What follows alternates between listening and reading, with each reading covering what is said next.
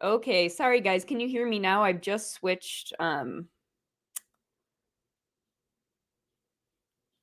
the broadcasting camera.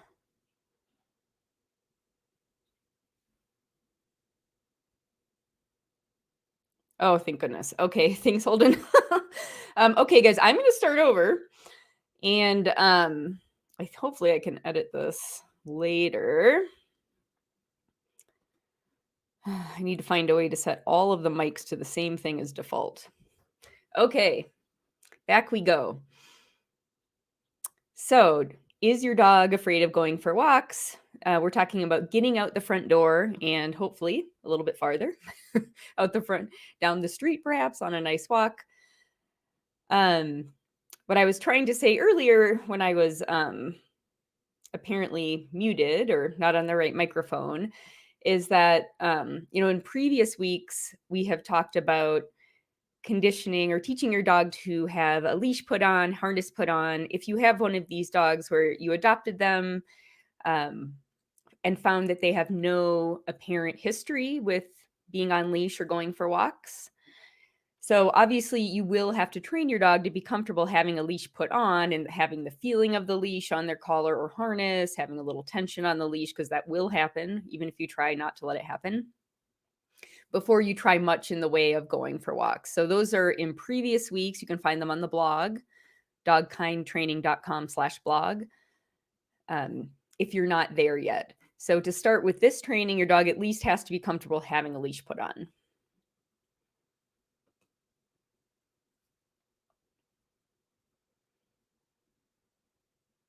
Okay, so today, who is this for? If you have a dog who won't go out the front door at all, or maybe you can get them to go out, but they freeze up, don't want to move far from home, or they try to run back home after you get, down the walk or a little bit away from the house. These are the dogs that would benefit from this kind of training.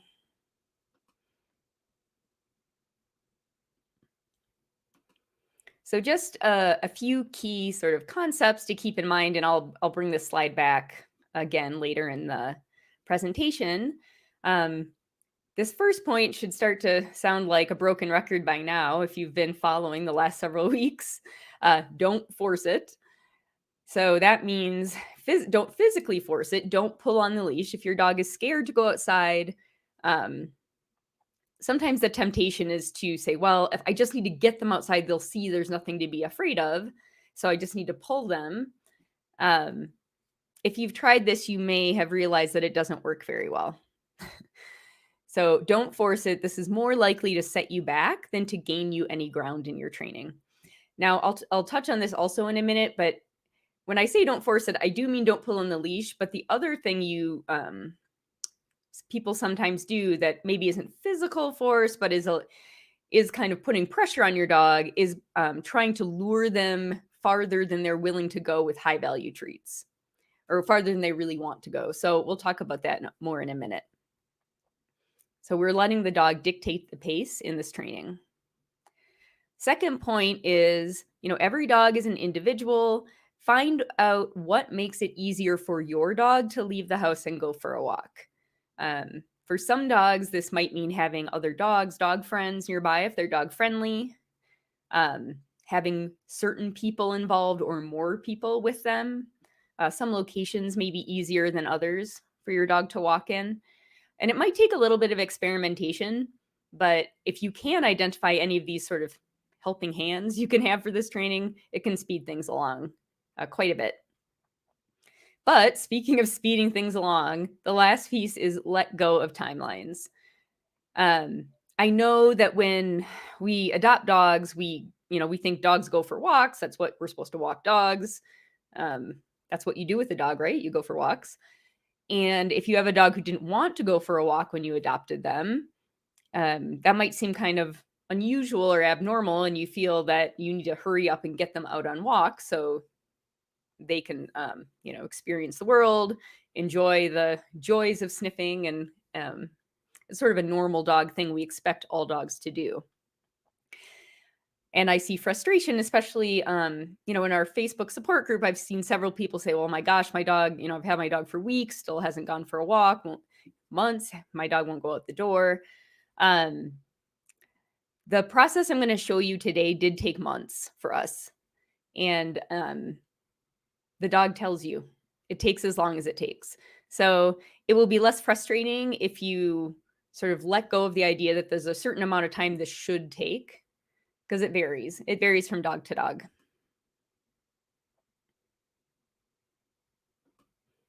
Okay, so leaving home. Remember, we've got, at this point, I'm assuming you have your dog trained to accept, having a leash put on, maybe a harness. So how are we gonna get out on our first outing? So pick a quiet time. This might seem like common sense, but I just wanted to point it out. If you live in say a residential neighborhood that has typical activity times of early morning when people are going to work, mid-afternoon, kids coming home from school, and then later in the evening, people coming home from work. Those aren't the times to do this training. You're going to want to pick a quieter time. And here I say location as well. If you live in a pretty busy neighborhood and there isn't a very quiet time for you to work at your front door, you might consider, if your dog is comfortable in the car, trying to get them to the car and then driving them to a quiet location to work on walking. One common misconception is that when you start this training, you have to start by leaving the house. And you don't. Many dogs are likely not going to go out the front door willingly during your first session, maybe not your second, third, fourth, or fifth session, and that's okay. You'll see what I mean in a second. Pancake did not willingly go out the door in the first at least 2 or 3 training sessions we had. If your dog already knows some skills or training games like find it, hand touch, whatever tricks, you can use those to make their experience a little more fun. And I'll show you how I sometimes would use hand touch and also find it or treat scatters with Pancake.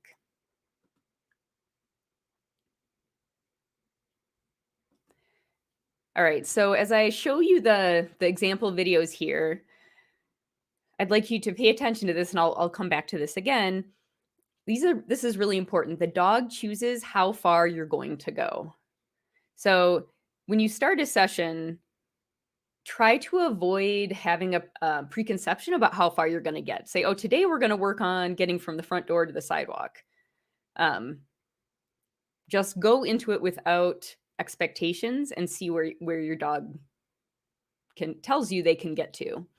So dog chooses how far to go. You'll also notice I'm using a long leash in a lot of these, actually in all of these videos, and that is helpful for giving the dog more freedom and preventing the leash from getting tight without me meaning it to. Always allow a return to the home base or a safe space, especially in early training. So that might mean having easy access to get back into the house, or if you're working from a car, back into the car. And then this idea of ping-ponging, some of you have been in the reactive dog course or in our training membership, this might sound familiar, but there's a tendency and an urge to kind of, if your dog starts to go out the door, you want to continue encouraging them to go farther and farther. And I'm going to show you how it can actually be, can help you make faster progress and also be more fun for the dog and have less pressure on the dog if you are doing some advancing and some retreating, sort of ping-ponging back and forth from easy to difficult tasks or easy to difficult locations. It shouldn't always just be getting harder. Okay, so here's our little man, Pancake, during one of his early training sessions. So what we have here is the front door. It is open. He has a long leash on, which I have a hold of just for safety, but he has settled down on this mat, and that's fine. He's looking outside, and a lot of your dogs, this might even be too much, being right at the threshold. You may need to start farther back. So I'm just giving him treats, trying to reinforce even, looking out, he's not retreating from the front door. He's seeing whatever activity that was a little accidental, but he was willing to stick his nose out and his little tail wag there onto the threshold. So that was also accidental bounce, but he came out and got the treat and doesn't immediately draw back. So I rewarded him again. Because remember, the behavior we want is going through the door and walking down the street. So if he offers behaviors like that are in that direction, moving out the door, I definitely want to try to reinforce those. But I don't want to push only for those. I don't want to have the bar too high. So here he had come out and he'd been out for a little bit. And this was, an early training session. So I tossed a treat behind him to encourage him to go back in the house and try again. So that's a little bit of that ping-ponging, which I'll show you more of in a minute. So does that make sense to everyone so far? You could see that Pancake was choosing where he was going to go. I always kept that front door open in early training, so we always had the option of going back inside. And we were ping-ponging between, farther out the door and back into the house.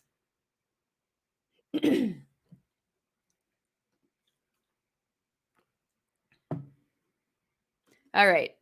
Here's a later session. You can see from his body language, he's feeling a little better here. We've got some tail wags. He's looking out the door. I tossed a treat into him where he was, so didn't require him to go farther. I think it's under my running shoe. A little bit messy by the front door.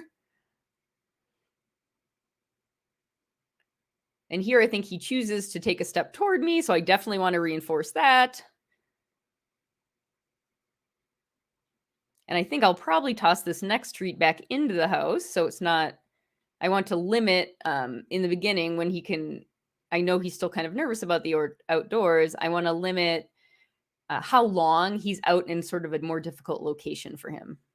So there's treat back inside. And then he can make the decision, am I comfortable to come back out again? So that's just something to think about when you're working with these sensitive pups, that the location, like how far from the house, matters in terms of difficulty, as does how busy is the neighborhood at this time. But duration outside can also matter a lot. So doing that ping-ponging in and out with treats can help prevent you from like accidentally pushing duration too long. Like they were out and they seemed okay, but after a while it starts to get too much maybe. So going in and out helps prevent that. Okay, I wanted to touch on using treats in this scenario because a lot of people are a little too pushy with treats, but there are also quite a wide variety of opinions out there from from trainers about whether or not it is appropriate to use food, as in food lures, in this situation with fearful dogs. So a food lure or a food prompt could be anytime where you're using visible food to try to before the dog does a behavior, to try to get them to do a behavior. So the way I've seen food lures used badly for dogs like this who don't want to go out the front door is someone holds a treat out and the dog, stretches. They want the treat, but they don't really want to go forward. Or maybe they do come just a little bit forward, but they look anxious. And then the person, instead of giving them the treat for, bravely forging ahead, moves the treat back farther to try to get them to go farther. And often the dog will say, well, forget you, you're obviously, I did that thing. You didn't pay me. I wasn't reinforced. I'm not going to try again. And I'm scared. And then people say, well, I tried treats, but it didn't work. So don't use food lures that way. That would be my preference, is that you don't use food in your hand to try to lure, pull your dog out using a high value treat. Now, some people will say don't use food lures at all. And, there's nothing wrong with that. My personal opinion, though, is that it has helped me and many of my clients to use them carefully in particular situations. So I really like, and I'll show you a bunch of examples of this, using treat tosses or scatters on the ground. That gets the dog's head down. They might encounter other reinforcers while they're down there, like things to sniff. And also, if you've tossed the food on the ground, it makes it impossible for you to then change the deal after the dog sees the food and decides if they're willing to go forward to get it or not. So it prevents that sort of us getting greedy, saying, oh, you take a step forward, maybe just a little farther before I give you this treat. I I'd recommend only very tiny distances forward. If you say, okay, my dog's, at point X and I want them to come forward. If you're going to put treats on the ground, I'd recommend doing no more than one step forward from where they are now. Don't do it if the dog is scared, which is kind of a subjective statement. But if your dog is already, shaking or tail tucked, lip licking, ears back, or stretching to get the treat, the whole setup is too hard for them. And trying to make them go even farther out of their comfort zone is unlikely to get the results you want. And it's also not very nice to them.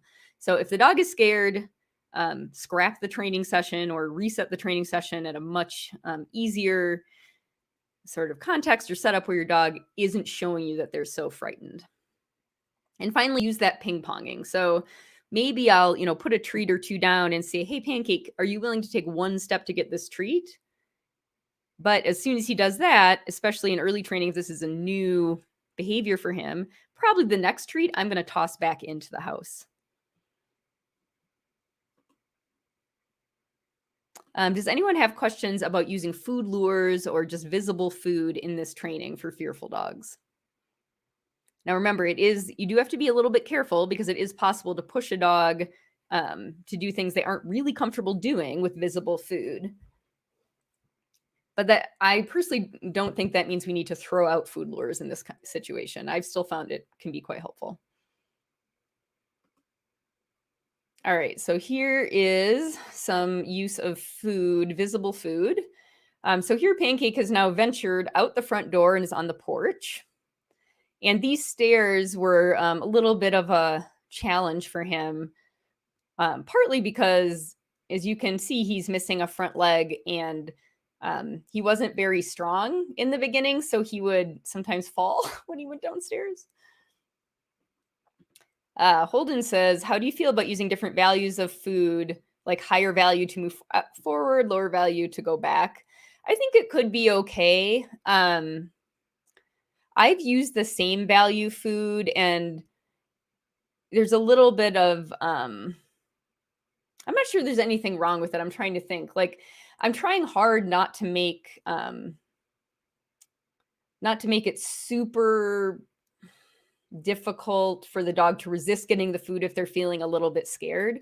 So actually here sometimes I'm using his kibble or using some dried liver treats, which are pretty good, but I wasn't using freshly microwaved meatballs, which he might be more motivated to go get. But if I have to use something that high value to get him to take a step, then chances are the setup's too hard for him.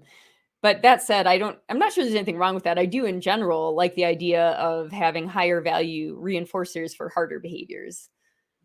In this particular case, because we're talking about it, using it as a lure or a prompt, it's just something to keep in mind is if you go super high value, might you be masking some, moderate level of fear? Okay, so little Pancake says, give me a treat. All right, so I give him a treat where he is, and then I'm going to plop one onto that first step, and he goes down. And then the next one I'm going to put right back up. So that's that little ping-ponging. After a while, he was pretty comfortable hanging out on that first step, so I think I gave him several treats there, a little more duration, and I think there are scattered treats on the step below, which is actually just the sidewalk. There's only 2 steps. And he decides he'll go for it, which is great. Yep, he's snacking there. So I give him some more treats down low. And then he moves down off that second step, so he's not weirdly, on half on a step. And then I say, okay, back up we go. That was a big accomplishment. Let's go inside. So that was the stairs example. Here's some more. As you can see, this is a little later. He's looking braver. He's starting to move a little bit into the front yard. I'm going to come put some treats near where he is, so not requiring him to go farther down the walk quite yet. I'm also tossing treats to the other dogs outside. I mentioned, finding things that make it easier for your dog. Pancake really likes to be out with our other dogs. So I would frequently, most of the time, I would tether our other two dogs out with us when we were doing this training. So you see, these were just little teeny lures, really, or prompts. Food, one step in front of him. I really like treat scatters to encourage some exploring and sniffing. So here, this whole front yard area was like covered in treats. We actually attracted a neighborhood stray dog at some point, but because I was constantly tossing treats to my other two dogs and they weren't finding all of them. And so Pancake had decided he wanted to go sniff around and look for those treats. And you can see I have that long leash and I'm just letting him move around how he wants to.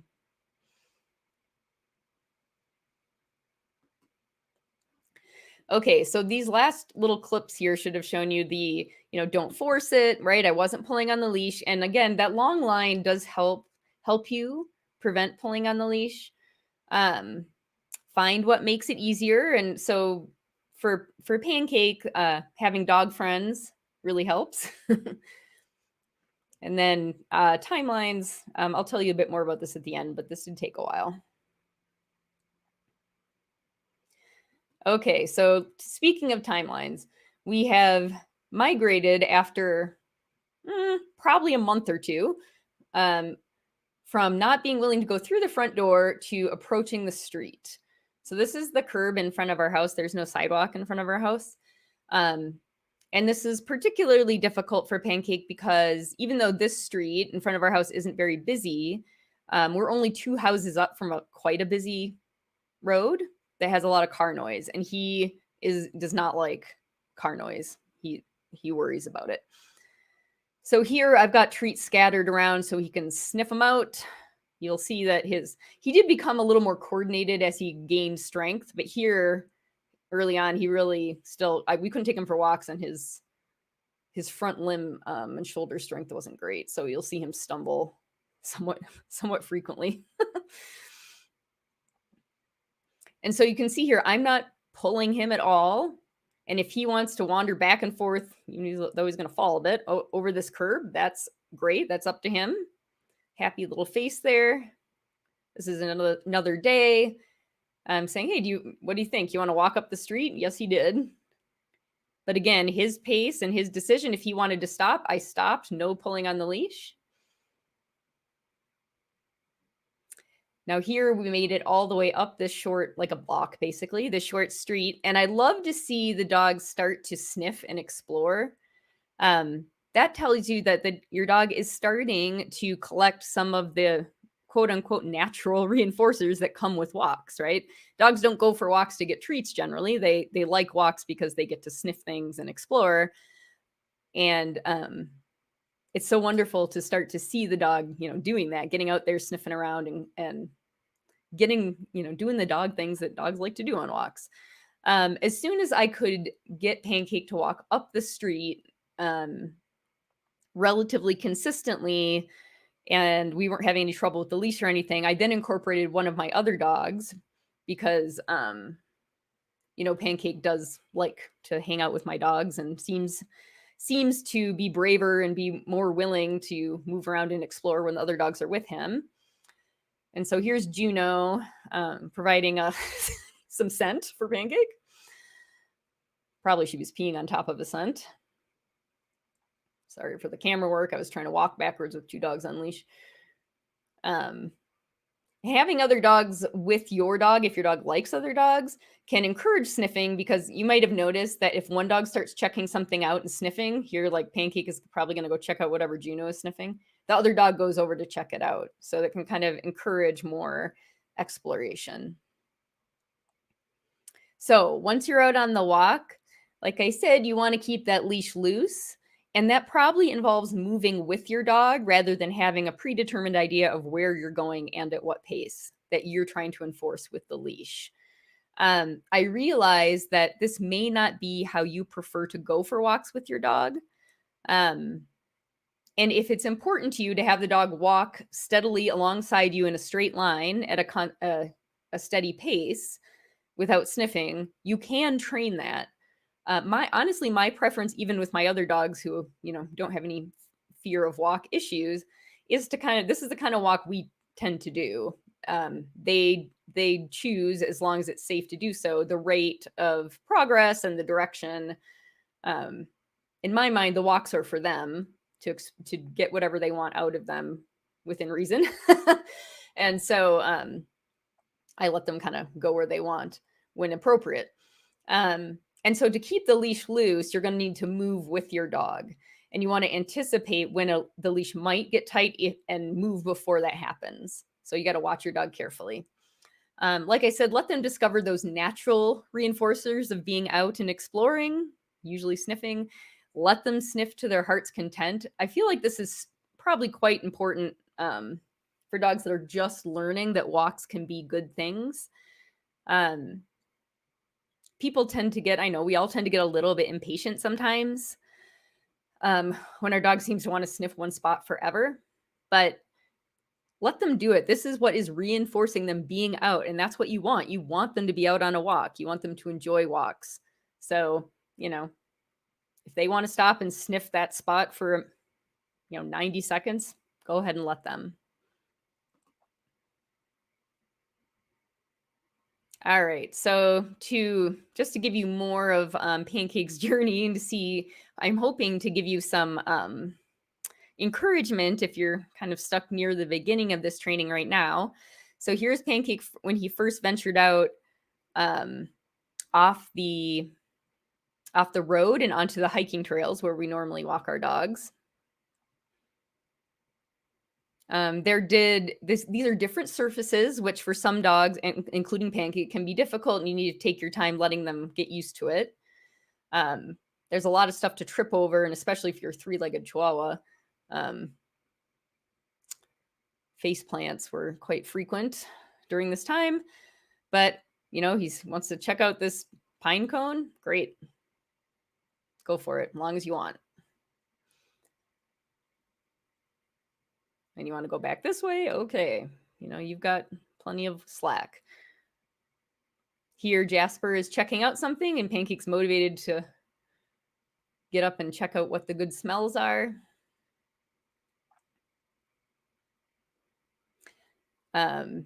Introducing obstacles. If you're walking in a town, you're not going to worry about this as much. But for us, because we do a lot of hiking off trail, we slowly introduce Pancake to all of these different surfaces that he might have to scramble over. I was pretty pleased with his bravery at this point, although he did fall a lot, but he seemed to be having a good time. And then this was one of his first, these are just excerpts from one of his first hikes where he was really going for it. He seemed to really be having fun. He was out in front. He wasn't, lagging at all or unsure. So here you can see he's almost running up the street to get to the trail, really booking it. His tail is up. He's hopping along happily.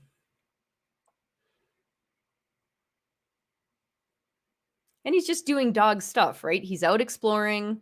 He's sniffing. He's, peeing on stuff like you do.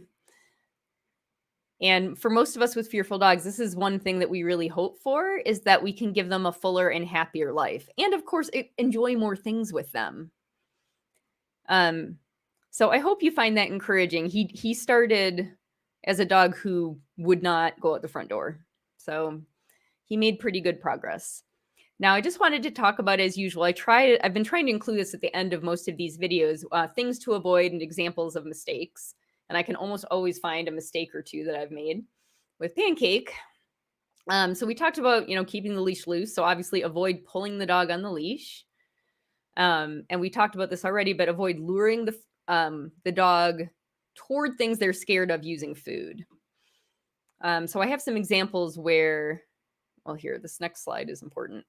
How can you tell? How can I tell if I was a little too, obviously you can tell if you're pulling on the leash, right?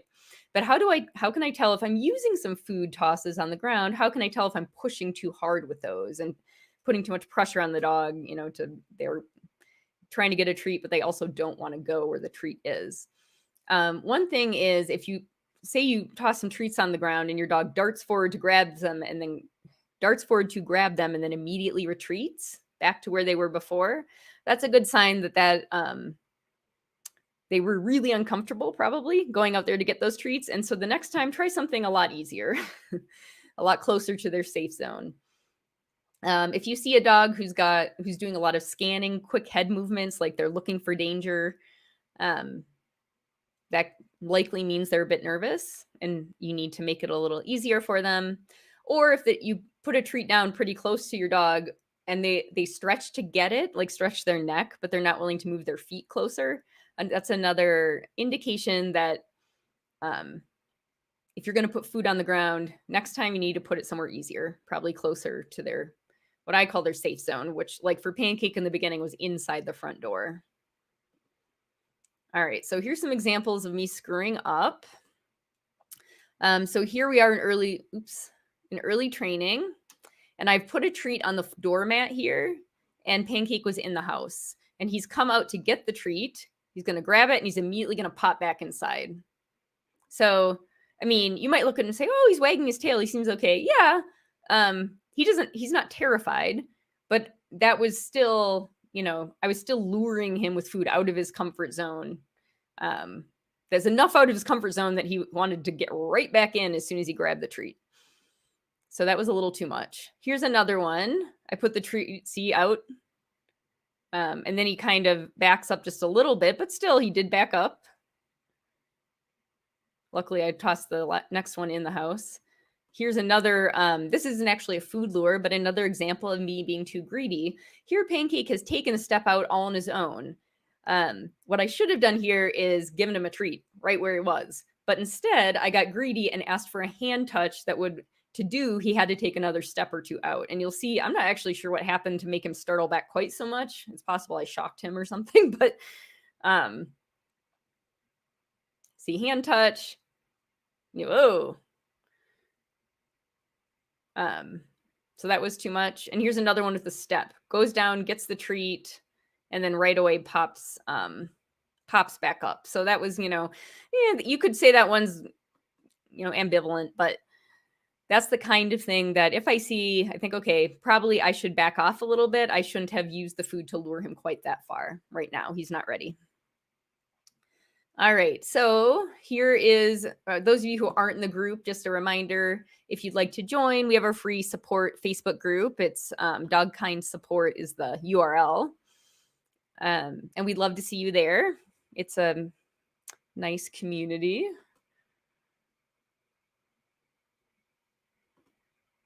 All right, let me get out of here. All right.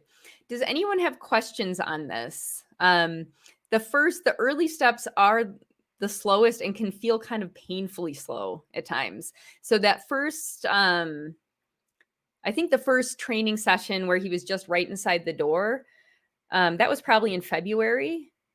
And I think the first really kind of good looking hike where he actually went out and hiked for a decent amount of time, and seemed to enjoy it was, I think, in May. So, it took us several months we trained, 2-3 times a week maybe on this stuff.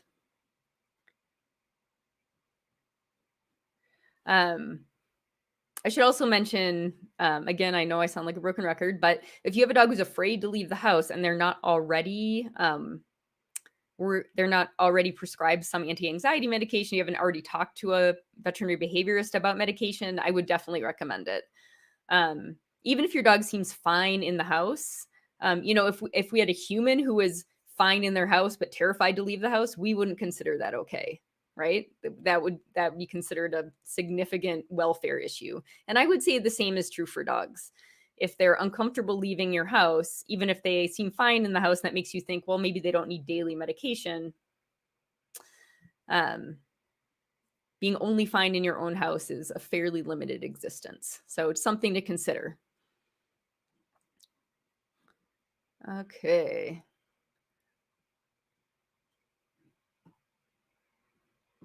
All right. Any other questions? Pop them in. Otherwise, I'll wrap up.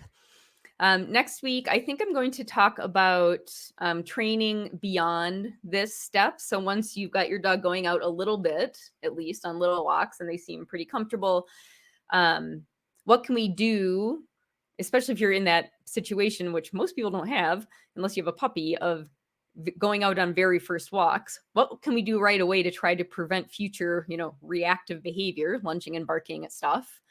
And then how do we expand our dog's horizons beyond just, our front yard and our neighborhood? How can we start encouraging them to explore other areas?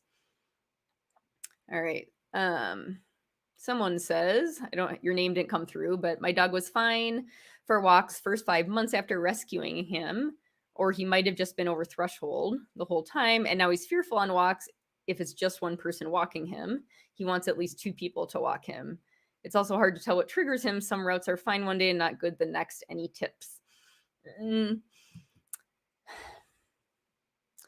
I think so. It's hard without seeing your dog. Like, it would be good to see some video to get a feel for how relaxed or not he looks on walks, because that would affect what I would recommend. But if you think he seems happy and relaxed when there are 2 people walking him, then I would have 2 people walking him for now. Does he get anxious even when there are 2 people walking him? And what does he do? Does he freeze up? Does he want to run home?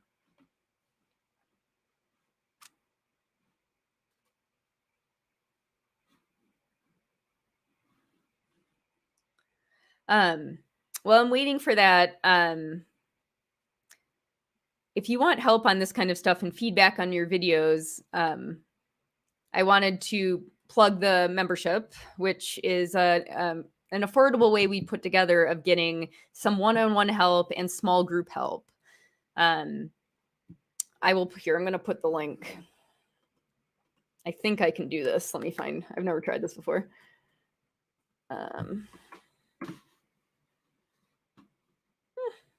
Actually, it's on top of this video. It's the Reactive Dog Academy, either on Facebook or on YouTube. It should be associated with the video, the link to read about the membership. So yeah, you can post a video in the free group as well. With the free group, occasionally things get away from me because it's a big group. So that's the only thing. So you might want to tag me, or hopefully someone will see it. But like I said, the membership is a bit better way to get that ongoing support. And it's so much cheaper than one-on-one training, that if you're already doing one-on-one training and just want a little extra support, or if one-on-one training is totally out of the realm of possibility for you right now because of cost, at least, you can still get some pretty good help. You get weekly video review and feedback if you would like through the membership. Okay. Jenny says, if your dog freezes while you're out, any tips for the least traumatic way to get them back home? Will he go for treats at all, or toys? What I usually do, so actually Juno, who's my girl dog, some of you may know her. She's a mature lady now, but she used to do this occasionally. Even on familiar routes where normally she was quite happy and sniffing, every so often she would just freeze and balk, put her paws out, was like, nope, not going that way. And I say, okay, well, let's go home. And she's like, not going. She just didn't want to go anywhere. And so I had to find something that was a fun game to play to get her home. For her, what she really loved was playing catch with treats. And so I would be like, okay, let's do this. And I would keep tossing treats a little bit in front of her, so she'd have to run and jump up into the air to catch them. And we do that all the way home.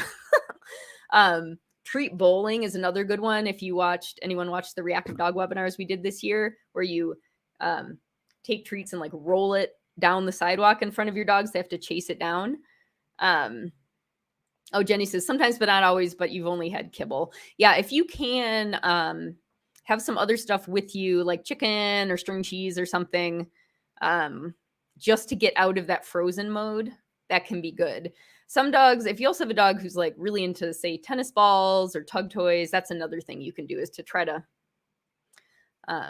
Just get them to play a game to get out of there. Sometimes if you can't tell what is bothering them, sometimes even just doing a little bit of that, like let's just walk down this block and do some treat bowling or treat catching or playing with a toy or whatever, can it can seem fine after that sometimes, like they snapped out of it. Do be a little bit careful, or just be aware that even if right now you believe your dog is freezing to avoid going towards something scary, if that's always when the high value treats or toys come out after they freeze, you can end up with more freezing that has more to do with treats or toys than with fear. And if you don't mind that, that's fine. But I know I had this happen with Juno. I would never force her because she was such a fearful dog when she was young. But there was some point when she was a little older where I realized, oh my God, she's freezing, so that I won't pull her because she wants to sniff here longer. Because she knows she's getting these treats. So the free support group is facebook.com/groups/dog-kind support. And that's, if you're watching on Facebook, that should be, oh, it's not above this video. Here, I'll paste it. You guys have to tell me what happens though, because I've never actually, done this via StreamYard. So tell me if a comment comes up for me. And then I'll get the membership. I just posted the free Facebook group link. And then here is the membership link. So someone tell me if you can see it, because I don't know what happens when I do this. Holden says, if your dog wants to run home, like is in flight mode, should you try to run with them or try to slow them down? Or slow them down with treats? That's a good question. I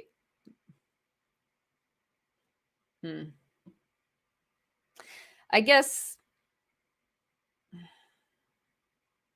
I'm not sure what the best answer is, honestly. I can see the wisdom in saying, hey, let's walk together quickly.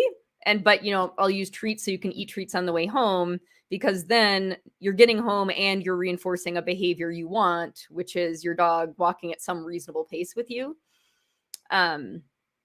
Whereas if you run home together, they might be on a tight leash and, okay, I didn't want to reinforce pulling on leash. But I don't know, if you chose to just run home because your dog wanted to run home and it doesn't scare them. I have noticed that some dogs who want to run home, having their owner basically following them and running seems to add to the terror. So that's something to keep in mind. I don't know if one is better than the other. I guess if they're interested enough in chasing the treats, then it might be fine to slow them down, and maybe they'll decide they don't actually want to go home. If they won't take treats, then you've got your answer. You don't really have that many other options. And if they really get into flight mode, you just got to get out of there. Yeah, you can definitely negatively reinforce flight behavior. And honestly, I don't worry about it that much, because so many people come to dog trainers because maybe they prevented flight behavior and now their dog is aggressing instead. So while I prefer the dog not feel scared in the first place, if they do feel scared and they choose flight over fight, that's definitely preferable. So I won't worry too much about it. It's more, and if you know how to train polite leash walking, so, if you're like, well, okay, possibly running away has been reinforced and possibly pulling is being reinforced, but whatever, I know how to teach polite leash walking, and I realize that we were just in trouble and I need to avoid that situation if I can in the future. I think those are, it would be a reasonable choice to just run home together.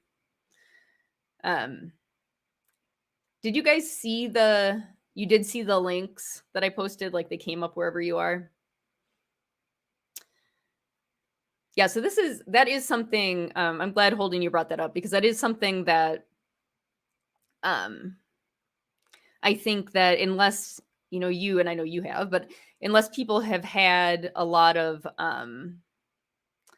worked with a lot of fearful or aggressive dogs, the having a dog who chooses flight maybe seems annoying to them. Whereas, if you've worked with a lot of aggressive dogs, you're like, oh, that's awesome. Your dog chooses to move away, because a lot of dogs choose to move toward the threat, the thing they find threatening, and bark and lunge and bite and stuff. So not something we want to prevent for sure.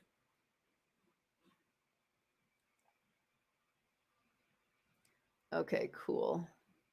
Oh, nice. All right. So like I said, next time we'll do leash walking, expanding your dog's horizons a little bit and trying to prevent reactive behavior. I know many of you already have it and they're trying to, fix an existing problem. But if you are in the position of just introducing your dog to walks, like you have a dog like Pancake who hasn't done a lot of walking, you have this golden opportunity to head off problems before they appear. So we'll talk a little bit about that next week, because it's can save you a lot of headaches later. All right, everybody. So good to see you again. I'll see you online. I'll be back as usual next Monday. If you have any questions about the membership, feel free to post below the video or email us. I'll put our contact for our contact emails, admin@dogkindtraining.com. We can give you more information on whatever you would like.